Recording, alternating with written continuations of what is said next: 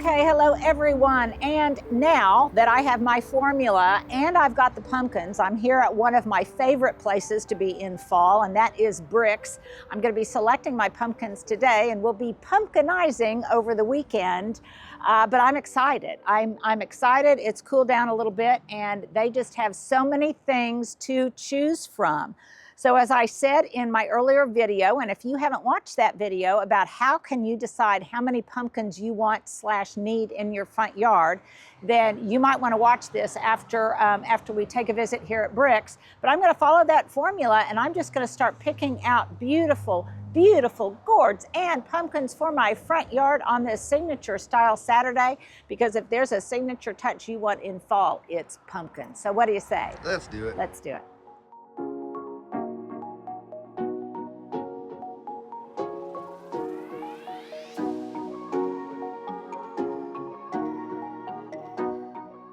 Okay, if you're an experienced pumpkinizer, you know not to do what I just did, and that is grab it by the stem.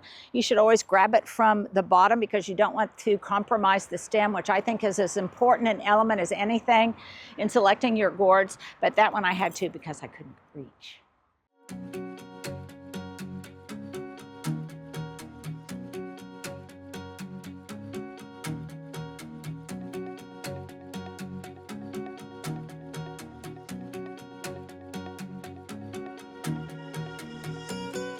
Now, this isn't an exact science. I'm sure when I actually get these pumpkins to my house, I'm gonna, switch it up. But for right now, this cart right here is for my window box. Now, one of the mums probably will go elsewhere, but this is, and by the way, I am here at Bricks, meeting my friend Jen. This is a hardy green chrysanthemum, which I have not used before, which the gals tell me is just like that really bright limey green. So I think that'll be beautiful in the window box with some of the purples and some of the pinks that are there. And so I'll probably put a couple of those in the window box and then just kind of sprinkle some gourds around it. So that's kind of what I'm thinking. This is one of my clumps, the window box clump.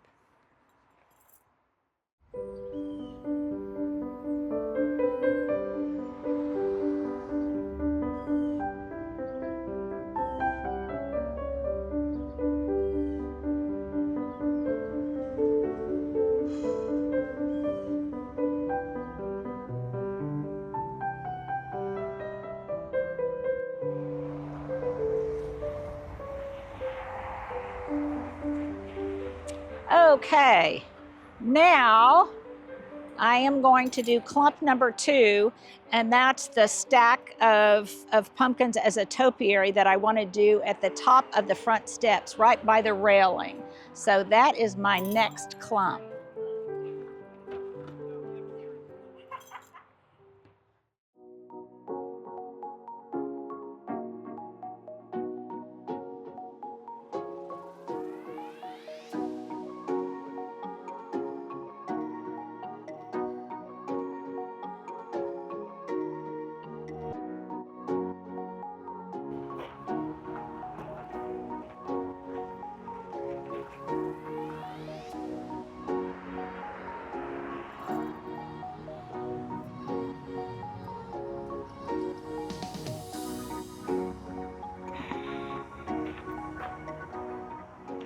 Pumpkin selection is really important business.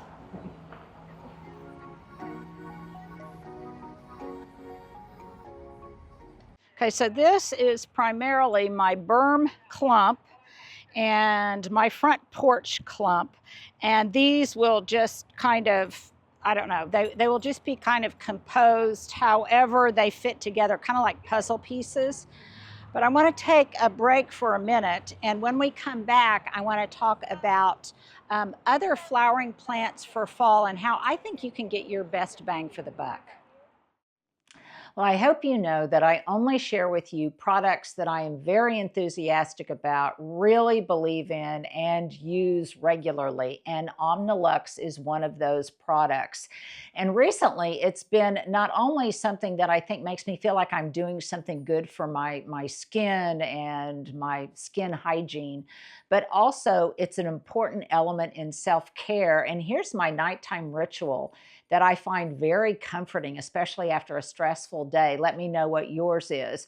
But I run my bath, and then after a nice warm soak, I get in bed and I put on my Omnilux. I find it comforting, almost like an electric blanket, because it feels warm and I know that I'm doing something good for my skin. But then I put on an Audible book, and it is me time. I'm taking care of myself. I'm taking care of my skin. Recently, I had, and this is one of the reasons I'm so enthusiastic about it, recently I had a rosacea flare-up, and sometimes after a flare-up, I get this discoloration on my skin, and Omnilux with its red light therapy is just, well, first of all, it's FDA cleared to really help with that kind of thing. Discolorations in your skin, fine lines and wrinkles, melasma, if you've got that kind of a problem, and just overall improve the texture of your skin. And it also just improves my attitude because it makes me feel calmer. You know, I use this when I don't have any makeup on at the end of the day, kind of freaky looking. Sometimes when I'm just sitting during the day and I'm at my computer or something, I'll put the one on, the Omnilux, for my hand, because my hands, I think, are aging a lot faster than the rest of my body even. And they have a new product out now that I'm very excited to try, and that is the one for your neck and your upper chest. This is one that I just received, and I'm going to be trying it. But I think it's just so important that we embrace this kind of self-care. It has really made me feel more confident because it makes my skin, I think, just more luminous, more just more youthful looking. And I think that's important. And if I can do that for my skin, and I can also feel better about myself and less stress-free and a better attitude, well, I think that all of that is just a really great package in self-care. So if you haven't already considered using one that I've got, and by the way, I have a number of friends, my sister, one of them, who's got this on her Christmas list. You might want to put it on your Christmas list as well. And don't get a substitute. You want this one, and you can use the code on the screen with my special discount. So again, I only tell you things I'm really excited about, and I am very, very excited about Omnilux.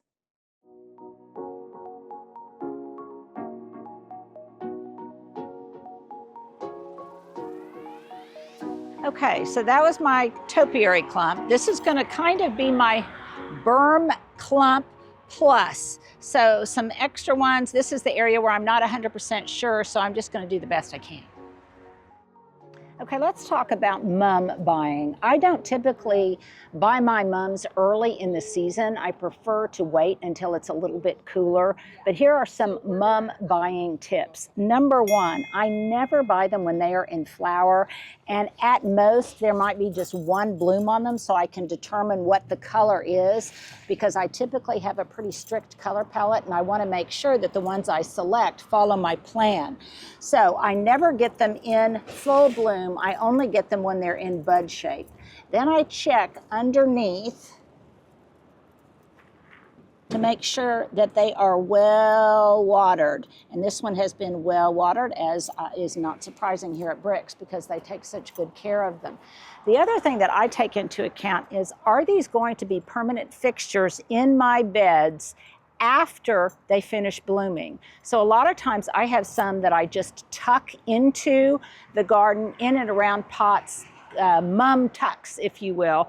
But recently, I have really tried to buy those that I will that I will plant into my garden after they're finished.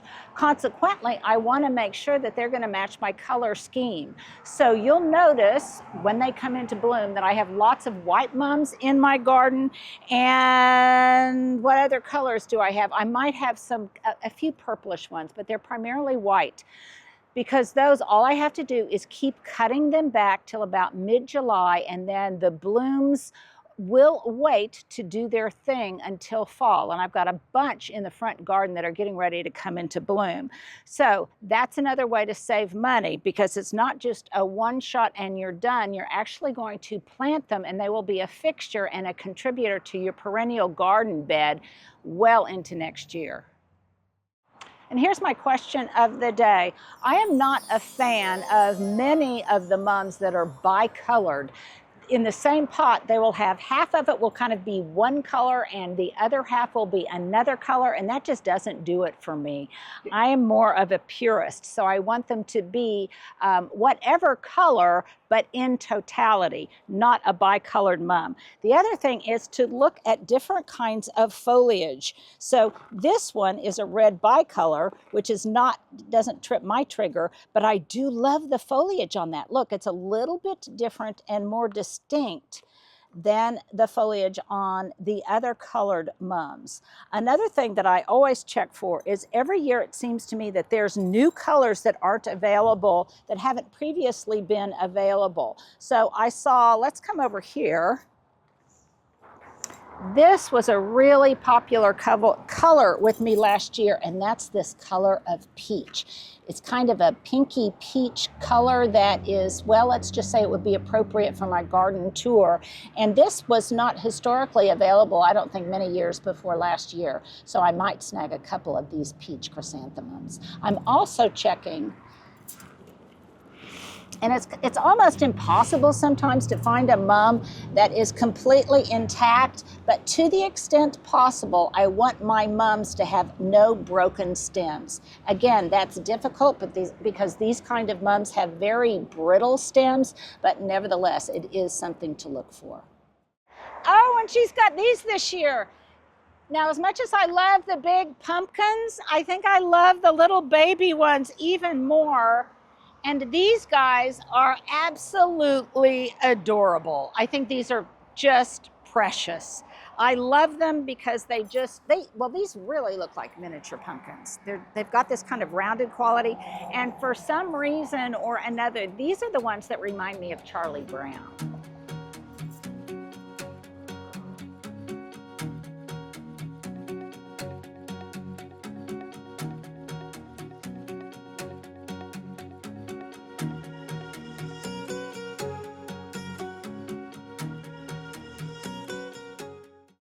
And here you go. Here's my outfit of the day from top to bottom. My classic aviator Ray-Bans, probably my favorite pair of sunglasses. My earrings I got at TJ Maxx many, many years ago, real turquoise. Love them, as I love my necklace, which also came from TJ Maxx, a gift from my sister. My top is, I think it's just maybe Old Navy or Gap or something. I got it thrifted. I also got my belt thrifted. I love this belt. And I got this at my own Goodwill here not too long ago. This suede skirt, which I adore, I got at Target a million years ago. I wear it every year and look forward to it as one of my fall pieces that I can pull out when the temperature's cool. And my beat up equestrian boots, these are from Sundance. God bless Robert Redford. Yeah, that we lost this week. What a good soul, did so much for the environment and for young and emerging creators with his Sundance Institute. And then my bracelets are just an assemblage of things from, this belonged to my mother-in-law, and these others are just an assortment of rings, and this belonged, I can't remember if that one belonged to my second mom or where I got it. But Stuart, have I forgotten anything? I don't think so. Okay, one thing I do want to point out, and that is underneath my boots, I have on some really thick Bombas socks. And they make such a difference with, I have heel pain in my right heel, a little TMI. Yeah. But nevertheless, I just noticed when we were unloading the pumpkins just how much better it makes my feet feel when I have those really thick, cushiony Bombas socks on. There's just a freebie for Bombas. So there you go. So as long as you're here at Bricks, the other thing that you want to check out are all of the kales, another classic element in seasonal color for the fall. These are absolutely spectacular, and I adore them, and I would use more of them, but I have such a problem with cabbage worms. I still use them periodically. I might use a few more. I might even use, oh, here's a thought, I might even use some of them inside where they wouldn't be prone to that, because I think they're absolutely spectacular and their colors are brilliant. The other thing that I'm probably at some point going to introduce more of, and that is asters. So they've got all sorts of this gorgeous, let's see, what color is this? This is lilac sunset aster, which would very much fit into my seasonal color palette, both in spring, summer, and fall, though these definitely are a fall component. And I also like them because I think they make really great cut flowers. There are native varieties. Well, there's just so many different varieties of asters, and they do tend to sprawl some, and I think they need a little bit more room to roam than some other fall perennials, but nevertheless, you want to check those out. Likewise, here's a tip. Stuart, let's put up a little light bulb. I think the best time to get any kind of ground cover started is not spring, but fall, actually, especially if you wait till it really cools down, because that way they can get their root systems established before any kind of heat hits. And if you are looking for more ajuga like I've got, well, just really any kind of ground cover for sun or shade, they've got a huge variety of them. Or if you're wanting to put together some succulent pots or things like that, of that nature, as a Halloween container garden, then definitely you could find all sorts of things here. And then, of course, you just supplement them with some small gourds. Let's go to the back and see what they've got in the way of veggies.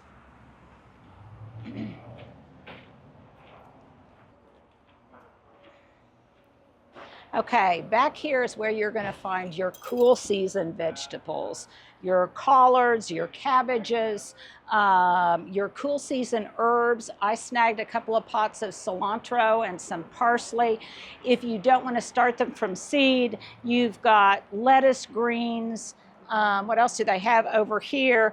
Kohlrabi, chards, chives, all sorts of things, onions, and well, if you have room for this kind of edible goodness, then definitely you want to check out this section. And especially, I think, my very, very favorite bright light Swiss chard. I think one of the most beautiful, well, of any kind of ornamental you can plant in your garden.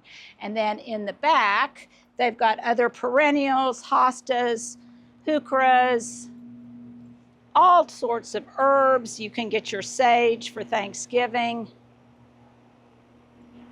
And then more large shrubs and other kinds of tree specimens and such. Another thing that you might want to check out, they've got some encore azaleas. They've got that beautiful bonfire red, which is spectacular. I think we passed them on our way in, Stuart. Yeah, let's show a picture of it right here. And well, you just need to check everything out. The other change that they've made this year that I'm so pleased with is they've put up an awning so that in the intense heat of the day, well, let's just say it's not nearly so hot. And even though the highs are in the 80s today, it still feels, it can get a little toasty when you're hefting those big pumpkins. Well, Stuart and I just said that we got our workout today because unloading these pumpkins is, well, it's a workout. And I think this is the last of the pumpkins. We had both. Stuart's, the back of his car filled up. We even had Dot filled up. She's got, oh shit, we forgot. We've got the basket. We got the basket in the front. The basket of minis that we need to unload. And then over, well, it's going to be a really fun weekend. I'm just going to start placing all of these. We'll, of course, be sharing that with you. If you enjoy going on these pumpkin hauls, or things of that nature with us. I've got a gnat in my eye, Stuart. Then please make sure you subscribe, give us a thumbs up, give us a follow, and well, just be kind to one another during a very tense time. I think it's important. Just try to smile if you can and spread the love. So there you go. I hope you enjoyed this very special pumpkinized signature style set.